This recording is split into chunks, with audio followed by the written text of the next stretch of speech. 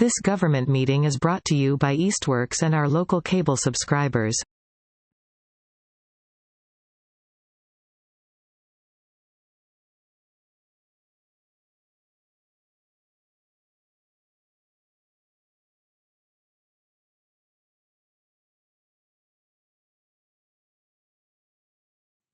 All right. With that, I will call to order this meeting of the Easthampton Planning Board for Tuesday, April 21st, 2026. All members, well, the members that are here are in person and we are recording the meeting. First item on the agenda, is there anyone here for public speak? Anything they'd like to speak to that is not on the agenda? Right, moving right along to our joint public hearing with the ordinance subcommittee, proposed amendments to the zoning ordinance. Folks, I'll open up yours. Sure. I will entertain a motion to open the public hearing. So moved. Second. All right, I have a motion and a second to open the public hearing. Roll call, Tamara Smith. Here. Tawny Denham. Aye. And I am an aye. All right, you want to walk us through this maybe? Sure. So if I can share my screen. Given this presentation a couple times, so forgive me if I'm a little brief, but these are the first four sections or the proposals contained within the first four sections of the Easthampton Affordable and Fair Housing Partnership zoning recommendations. This report was put together throughout 2024 and was presented to City Council at the end of 2024. And the City Council Ordinance Committee has been working through just the thing in general. And we decided that because I think all of the pieces are such big conversations, we wanted to sort of send them piecemeal and just start, I think, some of the low-hanging fruit, the conversations as soon as we could. And just some information here. Zoning reform, I'm sure you guys know this, has emerged as one of the primary strategies recommended by the American Planning Association to increase housing affordability and increase diverse housing options and foster sustainable land use. Some data that, again, I'm sure you're relatively familiar with, but there's a significant number of Easthampton households that are cost burdened, which means spending 30% or more of their income on housing costs. For renters, that number is about 43%. For homeowners, it's about 41% if they have a mortgage.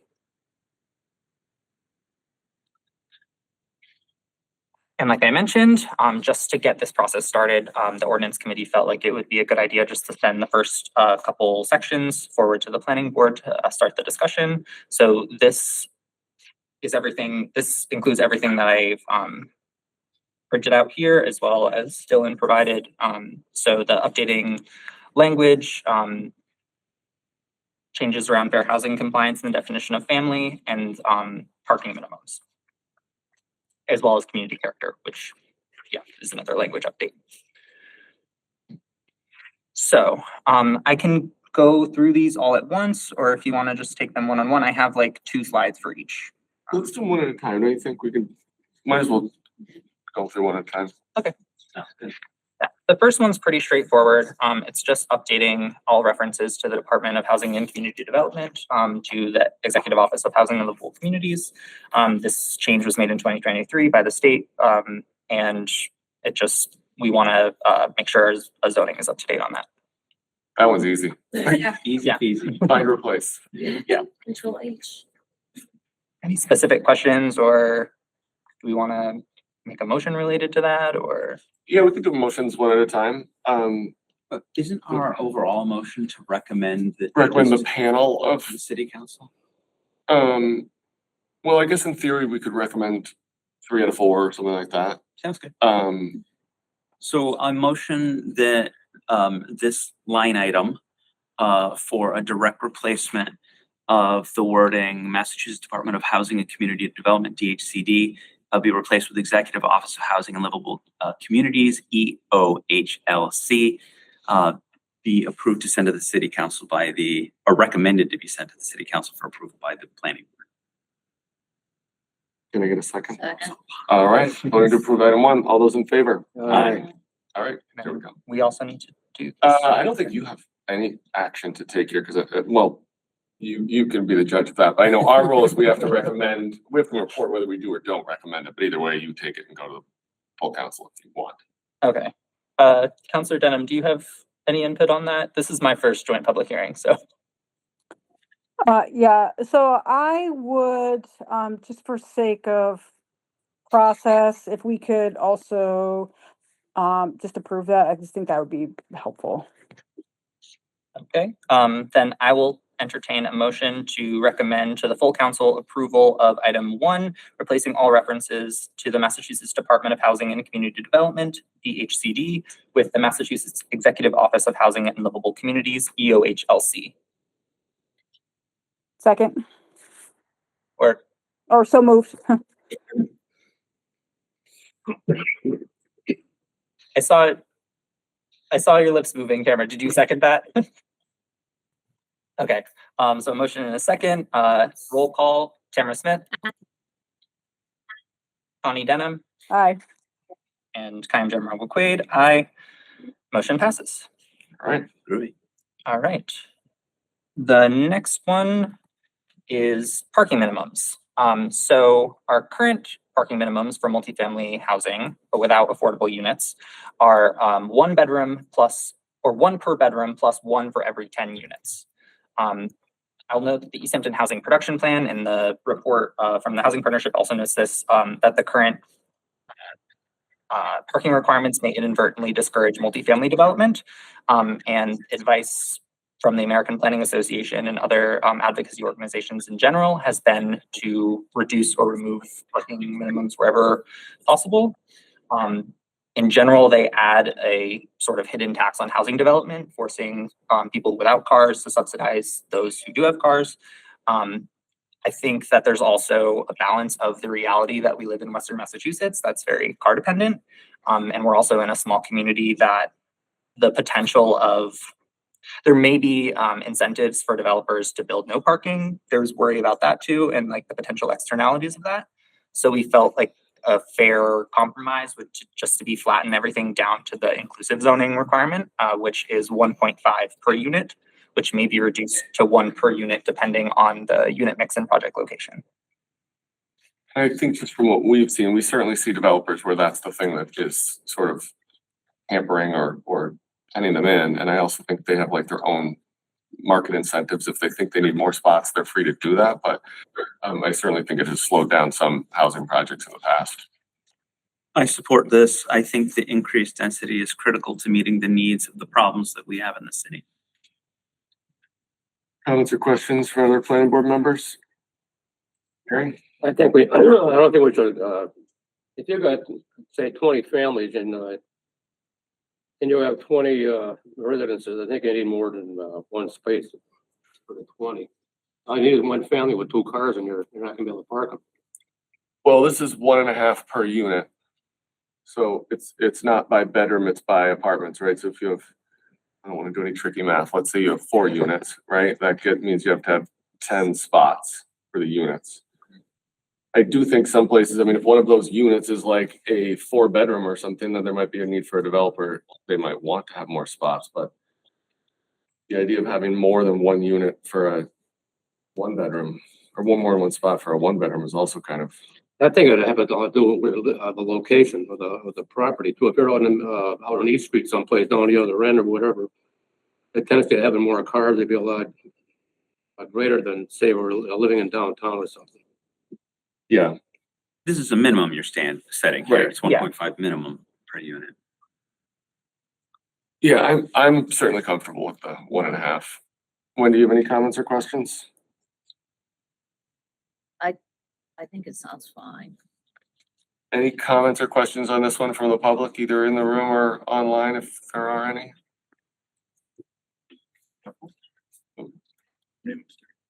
Can you go back 1 slide? Yep, sorry, I accidentally advanced it. I just wanted to clarify. Can you step, I'm sorry, just so we Oh, can sorry. and, This one? yep, and just name and address, Oh, please. good. I know, sorry. Can I You'll can I rethink that. rescind my decision to speak? Too late. Shira, Simon, 10 West Street, Easthampton. I just wanted to clarify, Jesse, I think you maybe just misspoke. You had said it's one per unit. It's actually one per bedroom in the current. So in a 4-bedroom unit, it's Oh, I thought you were talking about the 1.5 times 4 spaces. Yeah, so I think what it is now is that well, what we're talking about is 1.5 per unit, like apartment unit. So if it's a 1-bedroom or a 2-bedroom or a 3-bedroom, it's still 1.5 spots for that. Oh, unless. intended, not current. Yeah, so that's what it has been previously based on the bedrooms in the building as opposed to the apartment units. That's the change. Perfect. I might have misspoke, but Thanks. thank you. Is there someone online, Dylan? We have Sean. Sean, is it to the ability to mute yourself? Hello. Hello. I basically briefly wanted to speak in support of this resolution or this ordinance update. I think it's very important, especially right now with like the fiscal issues that we have, infill, as well as providing a lot more housing for folks, making it a lot easier for folks to get housing, is also more cost effective when it comes to taxes as well, because we can build a lot of new housing without building new infrastructure that has to support those houses. Also, just my personal experience of walking around Easthampton, there's a lot of empty parking around all over the place. So not requiring folks to build too much parking would be really fantastic. And there's also, in my neighborhood could not be built according to modern Easthampton zoning. And I really love my neighborhood, and I would like to be able to see more neighborhoods like mine be built. So all of this would help a lot with that. So just highly in support. Thank you, Sean. Can you just give us your last name and your address? Yeah, Sean Abbott, 21 Summer Street. Awesome. Thank you, Sean. Mhm. Any other comments or questions, public or board members? All right. I motion that the planning board send to the city council for approval item number 2 on parking minimums, creating a blanket minimum of 1.5 spaces per unit for all multifamily housing, which can be reduced to an average of 1 space per unit based on unit mix and project location. Can I get a second for that? Second. Seconded. All right, voting in favor of item 2. All those in favor? Aye. Opposed? 1 opposed. All right. I will entertain a motion from the ordinance committee to adopt number 2, blanket parking minimum modifying table 10-3 for all multifamily housing, requiring 1.5 spaces per unit, which may be reduced to an average of 1 per unit based on unit So mix and moved. project location.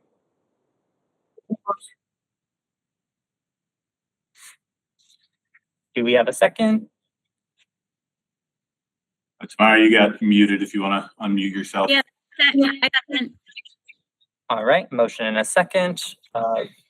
Roll call, Aye. Connie Denham. Tamara Smith. Aye. And Kyle Jeremiah McQuaid, aye. Motion passes. All right. All right, the next section is a little bit longer. Oh wait, I have it out of order. So let's go to 4 instead of 3. So this would modify the definition of family in section 1 definitions to read all the people who occupy a single housing unit, regardless of their relationship to one another. The current definition reads individuals related by blood, marriage, and or adoption, or a group of unrelated individuals not to exceed 4 who are occupying a single dwelling unit. Oh, I'm sorry. This is 3 you're doing, not 4. It's part of 3. I think it's the second part of 3. Oh, I'm confused. Oh. And my apologies. Sorry, the updated version that I sent has a different order, but hold on. Yes, 3A in that one. Okay, thank you.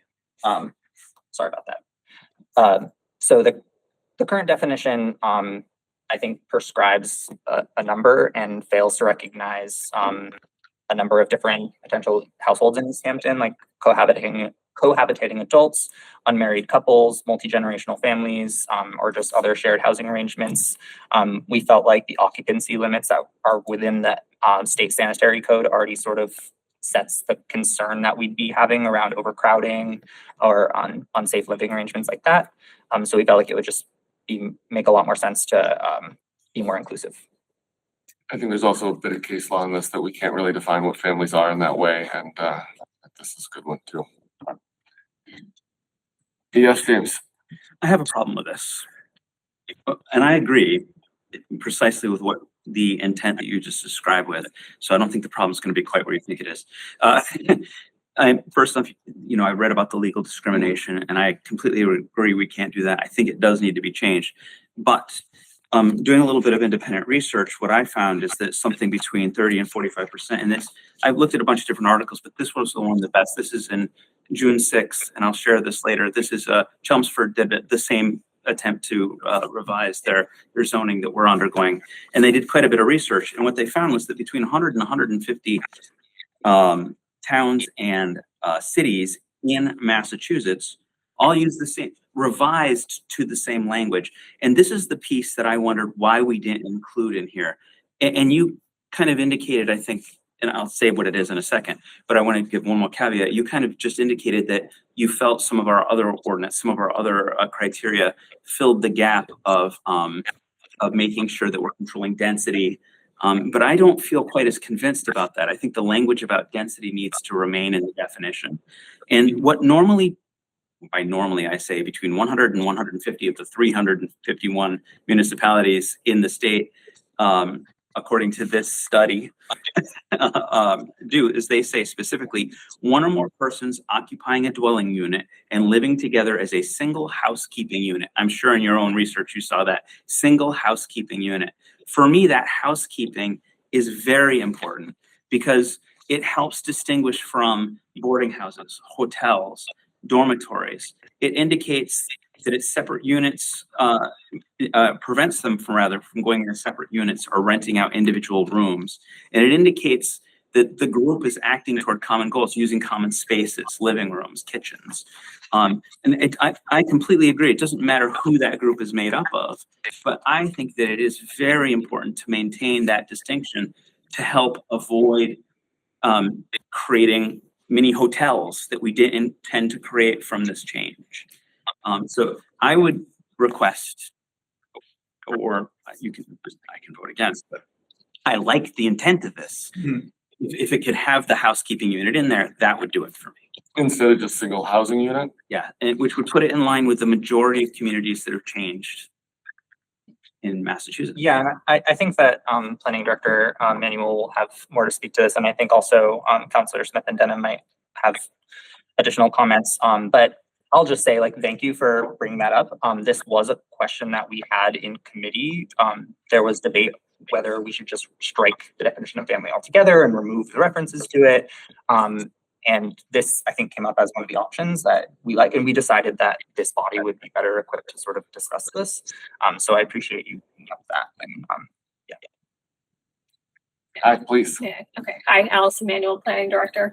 So I do recall from the ordinance committee meeting, I also sort of honed in on the housekeeping unit specifically, that language. And I think it maybe just is like a typo that it came out as housing rather than housekeeping on this document.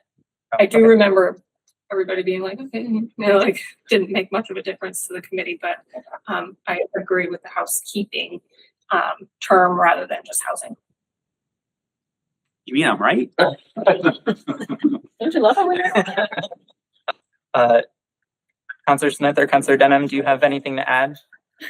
I just want to, I hear what I was saying about into the definition, but are you saying all the people who occupy a single housekeeping unit? Is that where you're saying you should have it? Yes. Single housekeeping unit. Yep. Yeah, I don't have a strong opinion on that. I agree that the reason we were looking at family was just to expand who could actually live there, so someone wasn't inadvertently left out.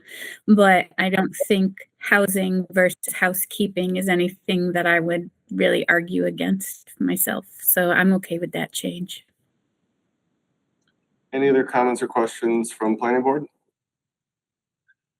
Any comments or questions from the public here or online? All right. Oh, I guess I need to make a motion now. And I've been working off the old version of this, so I'm worried that my language is gonna be wrong now that you showed me there's a new version. Here, I'll use, is this the new one? Well, Okay, I thank think you you. have the same thing. Yeah, it is the same. Okay, so I motion to send to city council for approval from the planning board, item 3A, definition of family, to update the definition of family to include all the people who occupy a single housekeeping unit. Note that I've changed housing to housekeeping, regardless of the relationship to one another, to reflect diverse living arrangements. Can I get a second? Second. All right, all those in favor? Aye. Aye. Opposed, abstaining? Right. Right. I will also entertain a motion from the ordinance committee to recommend for approval to the full council, letter or number 3A, definition of family, to update the definition to include, as amended by the planning board, all the people who occupy a single housekeeping unit, regardless of their relationship with one another. I'll entertain a motion. I'll say, write that in the form of a motion. All right. Second. All right. Motion and a second. Roll call, Tamara Smith. Connie Denham. And I am Jeremiah McQuaid. Aye. Motion passes. All right. Now to item 3. Oh wait, Maybe not. hold on. My slides are out of order.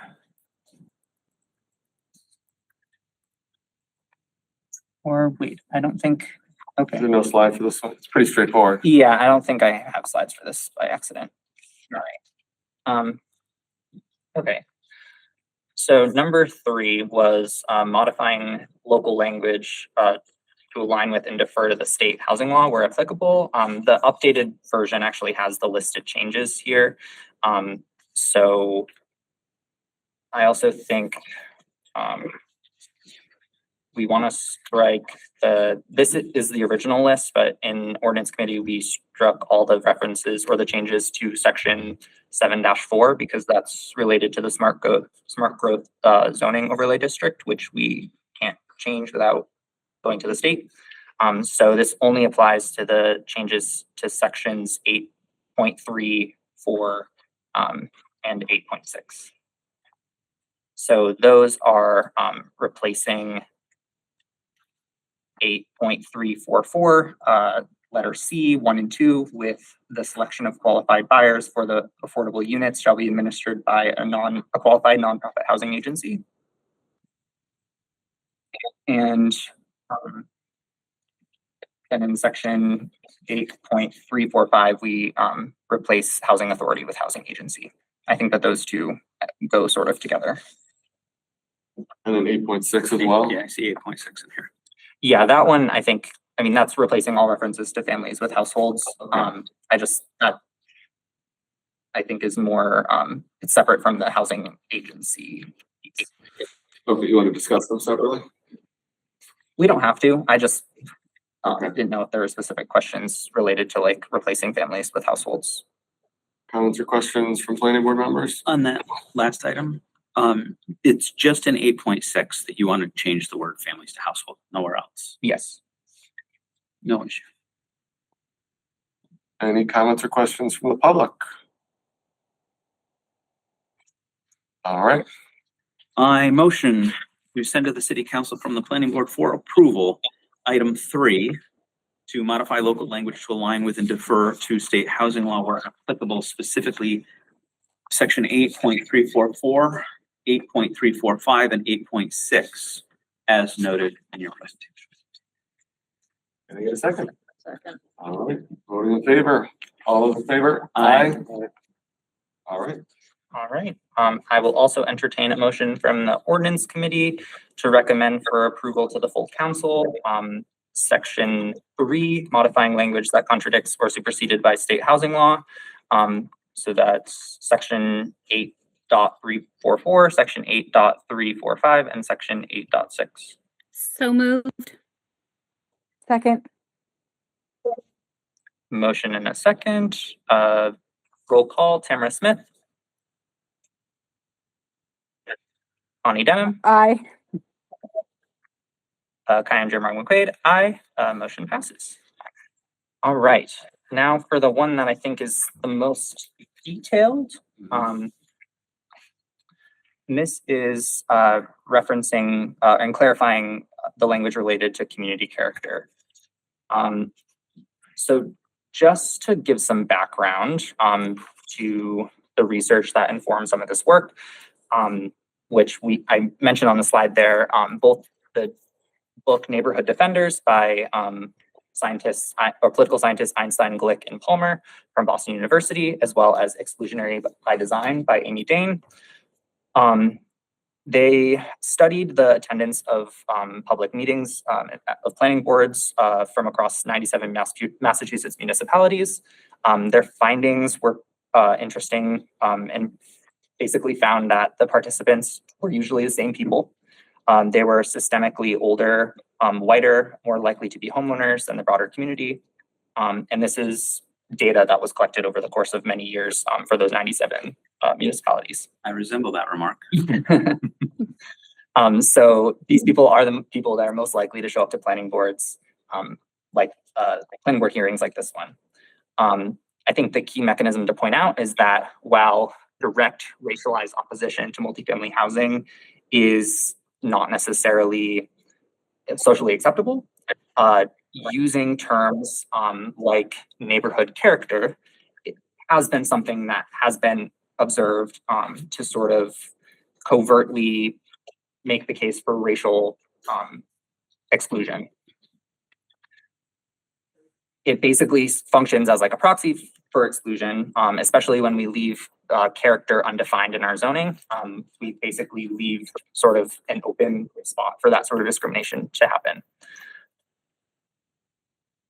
In our zoning, the term character appears over 25 times and is not currently clearly defined. So we're asking bodies like this one, the Zoning Board of Appeals, to make this sort of arbitrary determination of what character means to them. We decided that just, again, with the goals of inclusion, with the goals of making sure that our zoning doesn't perpetuate some of these negative patterns, we decided to go through and clarify the term character. So this is specifically, and I have some examples in here, specifically just to change things from an arbitrary criteria to specifically referencing the architecture or the land use pattern, and to clarify it so it can't be used to describe the people that could be moving into the housing, which is often what gets used. So one example is is in here, and section 8.3 multifamily housing. Buildings design should consider the prevailing character and scale of the buildings in the neighborhood. We felt like the term prevailing character didn't really do anything there because we're already talking about the scale of the buildings in the neighborhoods. We're talking about appropriate building materials, screenings, roof and wall lines. We're already talking about all the things that make up the character. And if we wanted to talk about suburban character or, you know, a certain land use pattern, we should do that rather than making it big. And the next example I have here is 8.5 accessory dwelling units, residential character of the neighborhood. We recommend, are recommended changing to architectural design of neighboring buildings to the extent feasible. So there's a number of these changes. You have a whole table as well as the list here that just goes through and details all of them. So yeah, I don't know if there's specific questions or. I will just say, look, I mean, primarily the concern is that it gets used as sort of like a big weapon against housing, but also, you know, we've been here a lot where we are asked to determine the character of a neighborhood, and it is not helpful. It is not defined for us. It gives us a lot of flexibility, which is not what any of us like to have when we're interpreting an ordinance. And it's really hard for both applicants and abutters when they're looking at a bylaw and saying, I can check off all 10 boxes of objective standards, but then there's this vague character of the neighborhood that I don't know how this group of people here will interpret. So I'm always a fan of getting that language out, and this specifically, I think, has a history of being weaponized. James? Well said, Jesse. I couldn't agree more. I rarely use the word ecstatic on the planning board, but I am ecstatic to see this come out. And I have to admit, the racial angle obviously is something I should have considered, and it's appropriate, but that's not my angle. It may surprise you to learn that we on the planning board have seen cases of what others might call NIMBY before come up on that podium. That we can't have this move in because it's not in the character, and they're always looking at ordinance for ammunition to keep this thing from happening next to them. And the most common thing I've seen used is character. Removing this is an anti-NIMBY weapon, and I want it gone.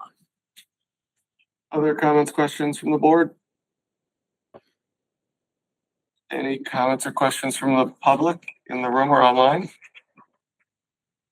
Or from counselors? I just agree with all that's been said so far. Definitely, I agree. Great, thank you. We have one speaker in the room here. So Kathy Wazinski, Overlook Drive. I find it frustrating that the assumption that people are concerned about the character of their community is that we are making a racial judgment about who might move in and not in my backyard. There's nothing wrong with wanting to have a rural or small community feel rather than urbanizing our small city and making it more densely packed.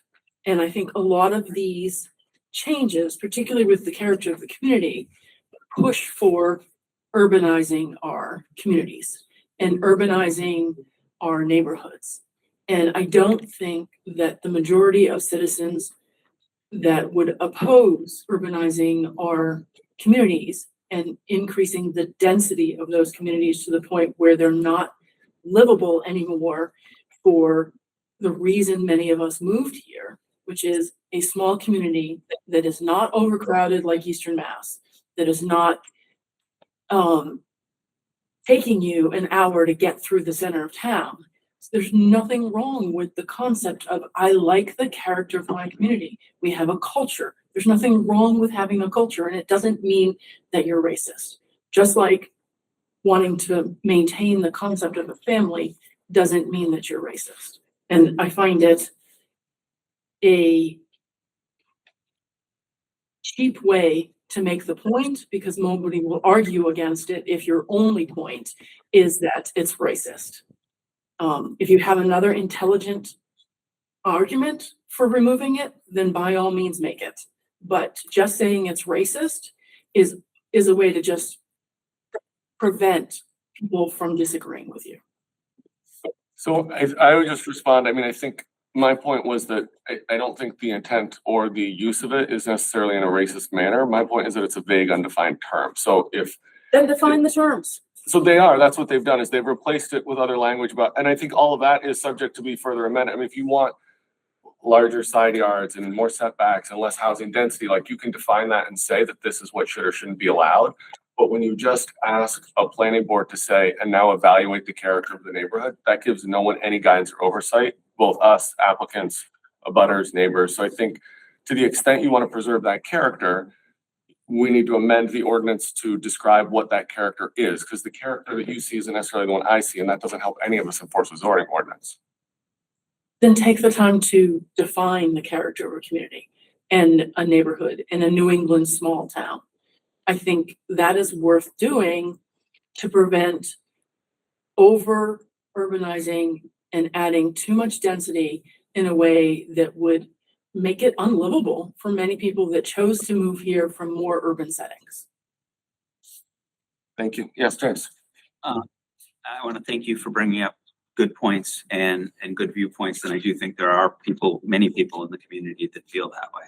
I do want to say that for me personally, I think that to accomplish our challenge, I think we do need to urbanize. I just want to make that clear. I'm not on that standpoint, and we're not a town, we're a city. So that's my point. And I would just add, I mean, I think the ordinance subcommittee did a great job of replacing that term. It's not just strike residential character of the neighborhood and that stuff. I think that it was either in a long list of other more objective characteristics that were left in there, or it was replaced with other objective characteristics. So I think you guys did a really good job with that of giving some meaningful meat for us to work with when we have applications in front of us. Thank you. Yeah, and I just want to give Jana her flowers because this was the work of Jana Tatro, our chair of the Affordable and Fair Housing Partnership. And yeah, so she will definitely appreciate the comments and watching this back. She was unfortunately unable to make it tonight. I also will just add that in general, this is not about throwing accusations to people in the community about making racial comments. This is just about removing the ability for that ambiguity. So I appreciate your support in that. Thank you. Any other comments or questions? Sean with his hand up again. Sean, please. The ability to speak. Yes, thank you. I just wanted to throw in my 2 cents that I specifically moved to Easthampton because it is a rare walkable city further out, and it is only walkable because it is dense enough. And the portion of the town that I live in is a walkable portion, and that's what makes me appreciate it. So it is very much within the character of my neighborhood that it be walkable and continue to be made more walkable. And there's a lot of things in here that actually support the neighborhood and the town and the city that I want to live in. So I appreciate all the work y'all have done. Thank you, Sean. Any other comments or questions? All right. I motion for the planning board to send to the city council for approval. Item number 4, community character and language, where we remove, rephrase, or clarify vague and subjective references to character of the zoning ordinance and replace them with clear objective criteria in all the places noted in this document. Can I get a second? Second. All right, voting on the provision about character. All those in favor? Aye. Opposed, abstaining? All right. All right, I will also entertain a motion from the ordinance committee to recommend for approval to the full council. Number 4, removing, rephrasing, or clarifying references to community character throughout the zoning ordinance. So move. Second. All right, motion and a second. Roll call. Connie Denham, Aye. Tamara Smith. Aye. I am Jeremiah McQuaid. Enthusiastic aye. Motion passes. Well done. Thank you. We have one more item on our agenda. Do you guys want to close yours and make a break for it? Sure. I will entertain a motion to adjourn the ordinance committee. So moved. All right, I'm assuming that was a second from Tamara. I saw a second. Roll call. Connie Denham. Aye. I am Jeremiah McQuaid. Aye. Tamara Smith. Aye. All right, meeting adjourned. Thank you guys. Thanks so much, folks. Appreciate you. All You're right. welcome to stick around. You are. What? Well, they are. I'll probably They're go more sit busy with now. us. These are their seats. That's right. Last item on our agenda is administrative discussion items, staff review and feedback that Dylan wanted to throw on here to discuss. So I will let Dylan take it away. Yes, thank you, Mr. Chair. So yeah, I usually once we finish some type of project that's either larger, smaller, kind of just out of the ordinary, usually I take time to sit down with Jesse to kind of go over what went right, what went wrong. And I figured rather than trying to get everybody together for, a one-on-one, you're always welcome to shoot me an email. But I'd like to just take a moment to see, we've kind of gotten through with folks now for about 2 years. So I'd like to kind of open it up in this time. What have you been seeing on my end that you like, you want to see more of it? Maybe stuff you don't like as much, you'd like to see less of. I know with this board, I feel like I've been very fortunate where I don't have to always do a whole lot of legwork because I feel like you guys know what you're doing a lot of the time. But like in the last hearing, for example, I put together a staff report because I felt like there was stuff there that, usually the applicant provides it. This is something I was trying to help out the applicant with, while also helping this board get the information it needed to make a decision. So something like that is, not something I usually do, but it's done for that case. So things like that are the things you'd like to see more of. What do you guys got? I want to kick it over to you. Later. Well, so the things that, and I've mentioned most of these to Dylan already, but I'm liking the new personal folders thing. That was a great idea. I think you're doing real good, consistent emails to us in advance with the agenda, what's going on. I personally, I think we probably all have different wants and needs. When it's not a ton of documents, to be able to have them attached to the email instead of, we can all go to the planning board thumb drive or, online drive. I think for me personally, it's just easier if they're there, but I also know there's times when it's like, there's 70 pages of different documents. And so that's fine, but it's just really nitpicky stuff. I think it's been really smooth. And I think you've been doing a good job sort of holding our hands, as it were, to get us into each of these hearings. James? Right. I guess you want an annual review for public and for the whole world. Here you go. I think you're a team player. I think you represent well to the community and to us. You fulfill all the needs that we have developed over the years, because the role has developed over the years to include more, all that prep, coming together and putting together draft site plan approvals or whatever it is, special permits in advance to allow us to get our criteria out. It's a lot of work, and I think you're nailing it. I think you really have your handle on this. I appreciate you. I'm glad we have you with us. I want you to stay. I know how hard that is given what the position pays. I dread the day when it comes that someone scoops you up, but I know it will come at some point because it just continues to happen. Now I would like to offer some constructive criticism. I'm not sure how much Easthampton media is still interfacing with us, but I do still occasionally see, like hearing Tamara today. Was that her mic or was that our system? There was someone who spoke, the echoes were just enormous. If we could, I don't know if that would be you leading or if you're the one, because of late, it seems that you've taken on the added hat of being our media specialist here as well. And we need you for that role so we can focus on managing the public. And this is lacking. So whoever we need to report to get better results from that, I think would be great. It's not so much you, but it's kind of my request to you to, look into it and see what, this isn't your performance. It's just what can we do next? Well, to James's point, it's also like your fifth or sixth job that you've picked up. Yeah. That's beyond your actual stated duties. So, but I would agree. That's a good point, James. That's my long-winded review. And now just to follow up on that, so that's like looking for kind of better sound quality in here where, there's certain areas where I try to, especially when it comes to the recording, make sure that if somebody's watching it later, the right things are on the screen. And I try to do that. That's the recording side of things. And the recordings come out pretty nice. But in the meeting here, sound quality, trying to make sure that all sounds right ahead of time before it comes in.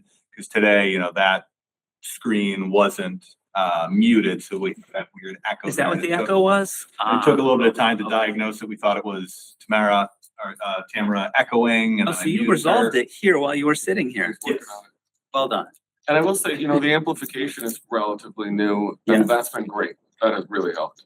I was going to suggest, I have a bias. I was the chair of Easthampton Media for several years. So I know that we used to go in the back room and literally turn the dials to adjust these meetings, because I was in there doing it many times. And we would have Tim here to support if there was a problem, or at least on call. So if I had to make a specific suggestion in that regard, it would be to make sure that you have a connection to Tim at Easthampton Media, given that he's still there. It's been years since I think he is, but just so that if we have a problem and we have too many people here and you have to help manage the actual population with us, that you have a backup and we have a backup. And maybe just ask him to sit with you and kind of go through a review, how to deal with certain circumstances that might come up. It seems like you already have this, but you've asked me for specifics and I give you a nebulous request. So there are my specifics. Well, thank you. Anybody else? Or we're happy with the status quo? Harry's got comments. Yeah, I've been through 3 city planners in my day. And I think our current city planner is doing a great job. I think you're doing a great job. And there's there might be maybe a slight drop off with the guy we had before, but everything's been really, really smooth, I think. And you talk about the video or something like that. To me, it's just minor. It's the presentation. When you sit on in front of you, you got everything you got to have. All the points of view you got to have, and everything's organized. I think that's fantastic. I mean, the first city planner I had, we had minutes that would go on for like 6 months, Stuart. It was just a disaster. Your name and names. And we were here for all of it. We've been here a long I time. will say there are a lot of communities in the region that don't have a planning department at all, We're let lucky. alone a town or a city planner, and it is very hard. It is, I mean, you talk about places where you can't get development or housing done. That's one of the things that facilitates all of that. So I would agree with Terry. It's been great and keep it up. Wouldn't trade you. Lenny? I am a relative newbie, and what I will say is I also definitely appreciate this and knowing that I don't have to come in with a ream of papers that I downloaded from you sending it to me, or have to take them away and shred them or do whatever with them. Yeah, this is really good. Yes. Yeah, That's- that was a great one. I just came upon this recently because I've stored all of my records for 14 years since I've been here. And so I went to the state site to remind, I'm citizen planning training conference level 2, as most of us are at this point, but I didn't remember what I was supposed to do from way back. I knew I was supposed to store it. And it turns out that what you have to do is that even if it's a copy, is that you can't get rid of any public record without filling out a form for the record you're getting rid of. And it is possible perhaps to bring it in. I had a conversation with Salem to bring it into the city, what was Barbara's role? Help me, I'm blanking on it. City clerk. Oh, city clerk, before Barbara left, city clerk, and hand it over and let them shred it. Of course, they don't want that. If they're like me and you've got 8 boxes of Yeah. this stuff. So this means I don't have to take stuff home anymore, which solves the problem for 2026 and 2027. But your presidential library is gonna be missing so much material. I don't want it anymore. Please take it. All right, Dylan, was that good? I think so. Last one I just like to check on. This is from what my experience had being on a board. I always like to send things out Thursday, the day before the weekend, even if I necessarily have it earlier, just because I always found personally, I know if I've got the meeting next week, I like to review things on the weekend. Are people okay with that system in place? Thursday, kind of send it out, whatever week it is. That's usually when I'll Thursday send it has out. always worked, I think. Yeah. Yeah, it's good work. Like that. It's good. Cool. Awesome. Well, all right. I appreciate the feedback, and if you have any others at any time, always feel free to email me. I'm available for a call, sit down, whatever works for you folks. So, All right, most important. I motion to adjourn. There we go. Okay. All right, voting to adjourn. All those in favor? Aye. Fabulous, folks. Well done. Thank you all. This government meeting is brought to you by Eastworks and our local cable subscribers.